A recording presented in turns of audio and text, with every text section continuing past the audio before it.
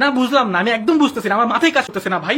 কিছু পোলাবাইন বলতেছে বাংলাদেশের জাতীয় সঙ্গীত আমার সোনার বাংলা চেঞ্জ করা উচিত। ভাই তোমাদের আইডিয়া এটা কতটা ইউনিক এবং কতটা চমৎকার একটা গান, বাংলাদেশের জাতীয় সঙ্গীতের সুর চুরি করা। ইয়েস, গগন হরকরা নামক একজন ব্যক্তির আমি কোথায় পাবো তারে, আমার মনের মানুষ যারে, এই গানের সুর চুরি করে আমাদের জাতীয় সঙ্গীতে লাগাই দেওয়া হয়েছে। এইরকম ইউনিক জাতীয় সঙ্গীত পুরো পৃথিবীতে আসতে দেখাতে পারবা যে কোনো একটা জাতীয় সঙ্গীতের সুর চুরি করা? এতটা ইউনিক আমাদের জাতীয় সঙ্গীত। এরপরে এই কবিতাটা রচনা করা হয় বঙ্গভঙ্গ রদ করার জন্য, অর্থাৎ ভারতীয় অর্থাৎ কলকাতার যে দাদারা আছে, যারা জমিদার আছে, তারা যেন অলওয়েজ আমাদেরকে শাসন করতে পারে, শোষণ করতে পারে, আমাদেরকে নির্যাতন করতে পারে, এই জন্য এই কবিতা রচনা করা। ইমেজিন ইমেজিন এমন একটা গান আমাদের দেশে জাতীয় সঙ্গীত, যে গানটা রচনা করা হয়েছিল আমাদেরকে শাসন করার জন্য, আমাদেরকে শোষণ করার জন্য। এর থেকে ইউনিক ব্যাপার আর কি হতে পারে? এছাড়া পৃথিবীতে যত জাতীয় সঙ্গীত রচনা করা হয়েছে প্রত্যেকটা হয়েছে তাদের ইতিহাস, ঐতিহ্য, সংস্কৃতি, তাদের অর্জন, তাদের কষ্ট ইত্যাদি নিয়ে।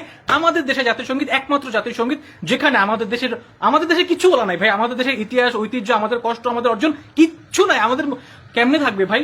এটা রচনা করা হয়েছে আমাদের মুক্তিযুদ্ধেরও 66 বছর আগে, মানে যখন পাকিস্তান তৈরি হয় না, যখন ভারত তৈরি হয় না, কিচ্ছু হয় না তখন।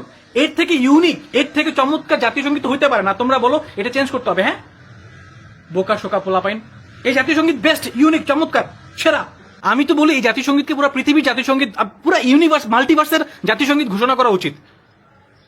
Okay bye.